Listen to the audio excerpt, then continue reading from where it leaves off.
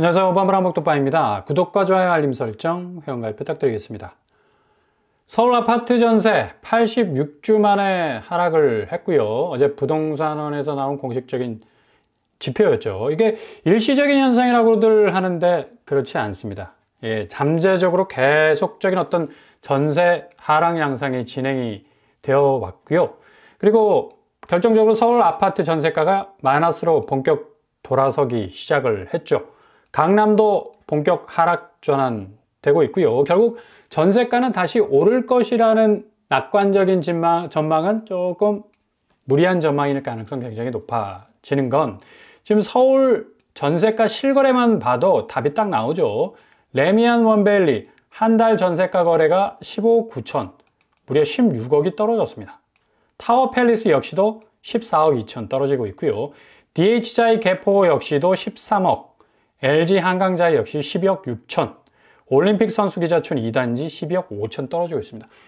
어마무시하게 지금 전세가가 하락하는 양상을 보이고 있는데 이게 다시 반등할 수 있을 만한 호재가 전혀 없다라는 게 지금 전세 시장의 가장 큰 문제점이라고 말을 할 수가 있겠죠. 이게 기본적으로 전세가가 받쳐주지 못하면 매매가 역시도 흔들거릴 수밖에 없는 거고요. 어제 9일 한국부동산원이 발표한 주간 아파트 가격 동향, 굉장히 중요한 포인트, 역시 전세가 부분이 하락세로 본격 돌아섰다라는 것. 그리고 서울 25개구 중에 강남, 성동, 동대문구 등 12곳의 전세가 역시 동반해서 하락하고 있고요.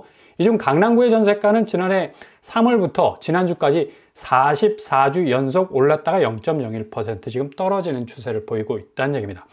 이렇게 되다 보니까 자고 나면 1억씩 쑥쑥 아파트 가격이 빠질 수밖에 없고, 그나마 버티던 대치와 도곡, 강남 아파트들 역시도 하락 양상으로 지금 계속적인 확장세를 보이고 있는 걸 볼 수가 있습니다. 강남도 집값 상승, 스톱이 되는 것과 마찬가지고요.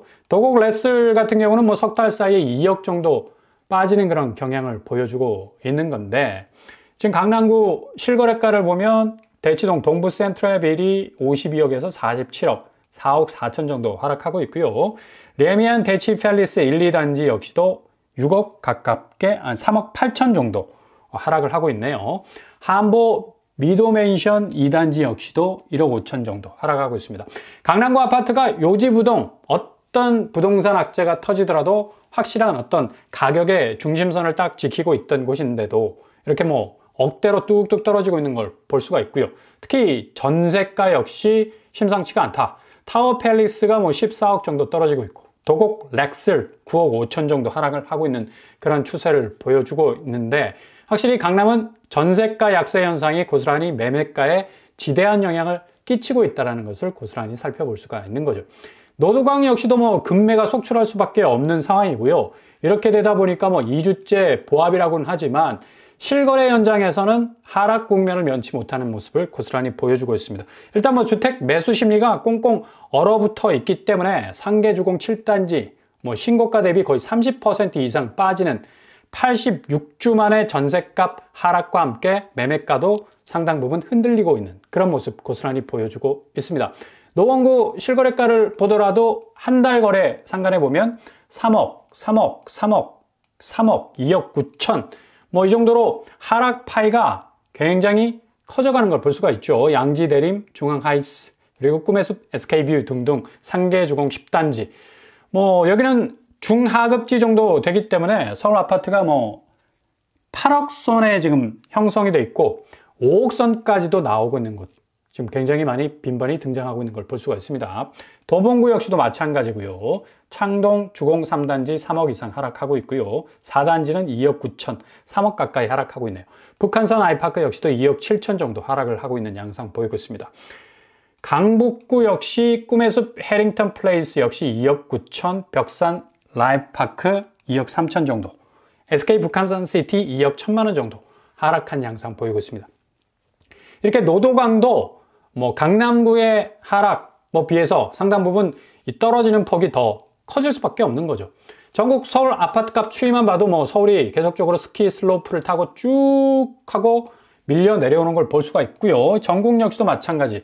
마이너스 폭이 점점 확대가 되고 있는데 서울은 아마 다음 주 공식 지표에서 마이너스 마킹을 딱 이마에 붙이고 나오지 않을까라는 그런 예상을 해볼 수가 있겠습니다. 이렇게 지금 아파트 시장이 지금 흔들거리고 있으니까 당연히 뭐 건설사들도 지금 자금 압박 때문에 상당 부분 경영에 어려움을 겪을 수밖에 없는 건데, 지난해 외상공사비가 20조 육박하는, 이거 어마무시하죠. 뭔가 지금 건설 현장에서 분양을 통해서 분양 수익을 그런 드라이브를 걸어서 현금을 좀 뽑아 올려야 되는데 이게 우물물이 기본적으로 말라 있어. 이렇다 보니까 공급의 진원진 건설사도 자금 경색에 빠질 수밖에 없는 거죠. 기본적으로 시장 침체, 자재 인건비, 원가 상승으로 인해서 공사대금 미청구 3년 새에 8조가량 껑충 뛰게 되는 그런 굉장한 경영 악화를 겪고 있을 수밖에 없죠. 이러다 보니까 건설 경영 분석 결과 올해 1월 기준 2023년 연간 국내 종합건설사 한 곳의 영업 활동으로 인한 현금 흐름이 대폭 줄어들었습니다. 16억밖에 안 돼.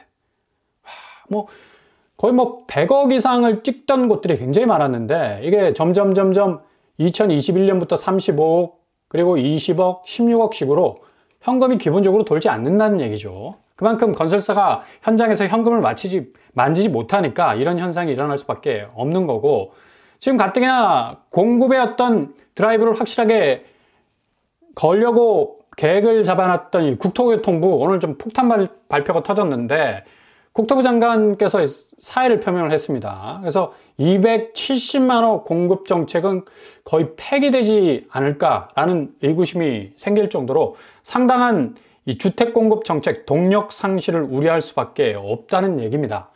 박상우 장관이 전격 사의를 표명하면서 그동안 진행되어 왔던 도심 내 아파트 공급 확대가 상당 부분 위축될 수밖에 없겠고요. 정비사업 3대 규제로 꼽히는 재건축 초과이익 환수제 폐지 발표한 바 있으나 이게 지금 제대로 진행이 한 발짝도 지금 앞으로 나가지 못하고 있죠. 공시가격 현실화 계획 폐지, 그리고 다주택자 규제 완화, 임대차 입법 등등등 아주 핵심적인 정책들이 모조리 그냥 스탑되어 있는 그런 상태인데, 이렇게 국토교통부의 어떤 이 정책적 드라이브가 상당 부분 좀 어려워질 가능성 높겠고요. 상황이 이러다 보니까 지금 금융시장도 지금 흔들리고 있는 상황이고, 지금 코스피 시장이 2,500선 지금 겨우 지금 유지를 하고 있는데, 외인들이 돌아왔다라는 말치고는 외인들 유입되는 자금 규모가 너무 적어. 119입니다. 119억 정도 지금 장이 개장되자마자 들어오고 있는데, 개인이 지금 저가 매수를 하고 있고 받아주는 형편이고, 근데 기관이 지금 빼고 있죠. 3,200억 정도 빼고 있습니다. 외국인 돌아왔나? 5거래일째 코스피가 사자 분위기로 간다고 하지만 이게 장기적인 어떤 스탠스로 보이지 않고요. 아주 단기적인 어떤 이 변동성으로 보입니다. 2025년 상반기까지는 그래도 코스피 시장이 그렇게 확실한 어떤 호재를 물고 다시 반등하기에는 워낙에 동서남북, 내부적인 요인, 외부적인 요인, 엄청난 지금 코스피 주가가 하락할 수밖에 없는 악재를 끼고 갈 수밖에 없는 그런 상황이죠. 나흘째 지금 상승 모드를 보여주고 있지만 이게 지금 트럼프 행정부의 정책이 어떤 방향으로 진행되느냐에 따라서 직접적인 영향을 받을 수밖에 없는 거고요. 이러다 보니까 삼성전자, SK하이닉스 살짝 오름세를 보였는데 하이닉스가 지금 치고 나가는 모습, 20만 원이 벌써 넘었습니다. 그런 모습 외에는 전체적으로 LG도 지금 실적 부분이 상당 부분 어려워지고 있고, 다른 현대차, 기아도 마찬가지고요. 2차 전지 역시도 지금 보조금 폐지 문제 때문에 어떻게 될지 모르는 안개 속 상황 속에 있는 그런 상황이라고 볼 수가 있겠죠. 이러다 보니까 연기금이 코스피에 손을 댈 수밖에 없고, 계속 매수세로 그 스탠스를 가지고 있어야 어느 정도 주식 시장 자체가 좀 유지가 될 수 있으니까 순매수를 이어가고 있었던 그런 상황이었는데, 이렇게 연기금이 치고 빠지는 코스피 흐름은 혈당 스파이크가 똑같습니다. 어느 정도 혈당을 쫙 올려주는 주가 지수의 어떤 상승 모드를 견인한다 해도 이게 한계가 있죠. 계속해서 자금을 때려 부어야 되니까.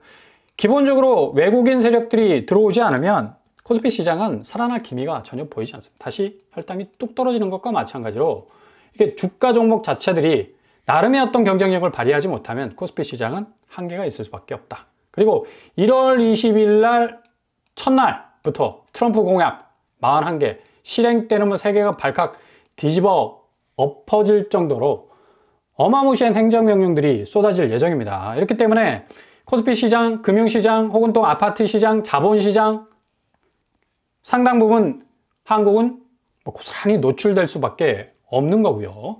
4년 만에 대통령 백악관에 재입성하는 트럼프, 하루만큼은 독재자처럼 하고 싶은 일 다 하겠다. 그렇게 밝혔습니다.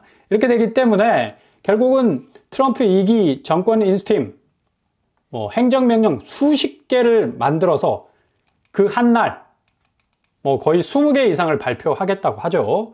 대표적으로 보면 이민정책에서 출생지 시민권 제도 종료를 하게 됩니다. 이거 한국에서 비행기 타고 미국 가서 애 낳으면 미국 시민권 얻었던 그 혜택 싹 없어지게 되죠.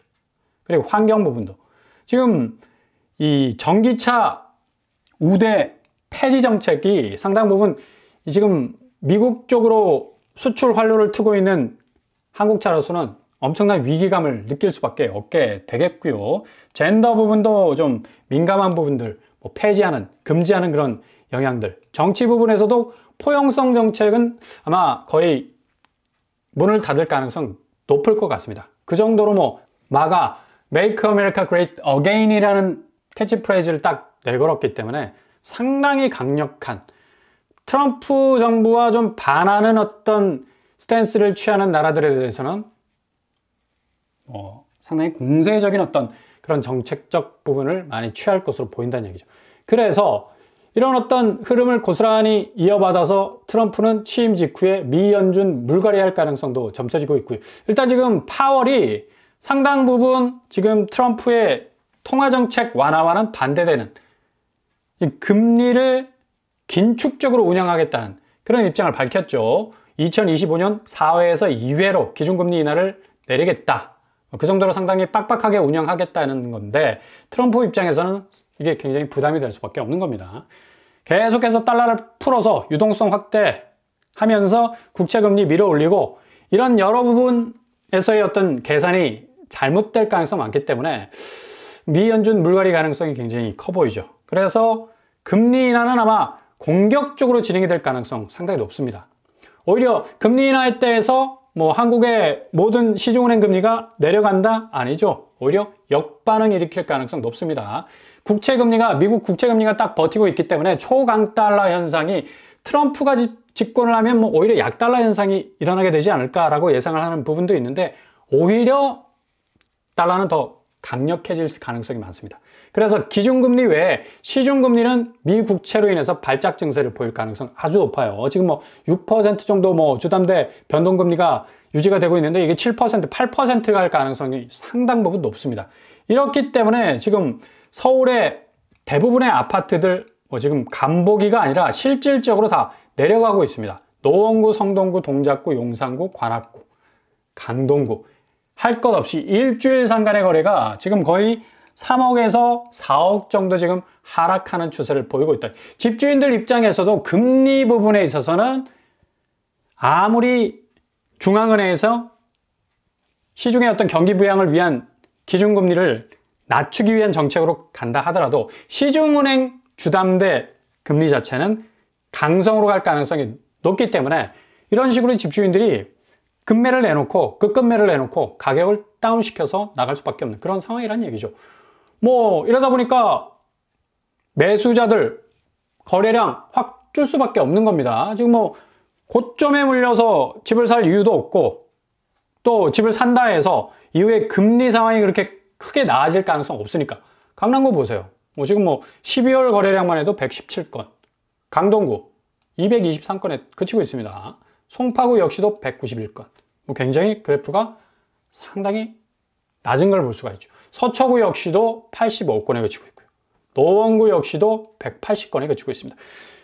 이렇게 거래량이 확실하게 줄어간다는 건 앞으로 거래가 역시도 분명한 직격탄을 맞을 수밖에 없는 거고 그만큼 또 지금 세대 간의 어떤 장벽 허물기로 인해서 지금 40, 50대들도 지금 가상화폐 시장으로 지금 돌진하고 있어요. 인구의 1,500만 명이 지금 가상화폐 쪽으로 자본을 돌리고 있는데 부동산 시장에 유입될 수 있는 자본들 그리고 그동안 묻혀 있었던 부동산 시장의 자본들이 이제 금매를 통해서 탈탈 집을 털고 나서 금융시장으로 움직여 나가고 있다는 얘기죠. 비트코인이 지금 1억 4천, 이더리움도 거의 50만 원에 가깝고요. 리플, 도지코인 등등 알트코인도 약간 오르내리는 그런 궤적을 보이지만 어쨌거나 우상향으로 갈 가능성 높습니다. 뭐 상승모드 보면 이런 잡코인들은 좀 여러분들이 조심을 하셔야 될 것 같고, 오름세의 어떤 포인트를 보기보다는 좀 어느 정도 지지대를 가지고 장기적으로 상승할 수 있는 그런 어떤 요인들을 찾아내셔야 되죠. 하락하는 거 보면 뭐 살벌하게 하락할 수밖에 없는 부분이 변동성이 큰 가상화폐 시장이니까 좀 예의주시할 필요가 있습니다. 이렇게 부동산 시장의 유입 차단, 자본의 유입 차단은 결국 다른 가치로 전환이 될 수밖에 없는 국면에 와 있고, 황금성이 빛의 속도로 진행되는 곳으로 갈 가능성 높습니다. 우리 민족성 빨리빨리 아닙니까? 무조건 빠른 곳으로 진행될 수밖에 없다. 수익이라는 절체절명의 승부가 빨리 판가름 나는 곳으로 갈 수밖에 없다는, 결국 1,500만의 선택지는 가상화폐 혹은 미국 증시로 가고 있다는 얘기입니다. 가장 대변곡점에 서 있는 2025년 부동산 향방은 확실하게 집값 조정은 거의 버블 붕괴에 가까울 정도로 가치가 하락할 가능성 높고요. 전통적 부동산 사이클상의 해석은 죄다 폐기할 정도로 완전히 코페르니쿠스적 전환이 일어날 가능성 높겠습니다. 가장 초고속의 변화를 맞는 금융시장에 의해서 부동산 시장은 아마 사장될 위기까지 이를 정도로 저점에 물리게 되는 그런 양상으로 진행이 될 것 같습니다.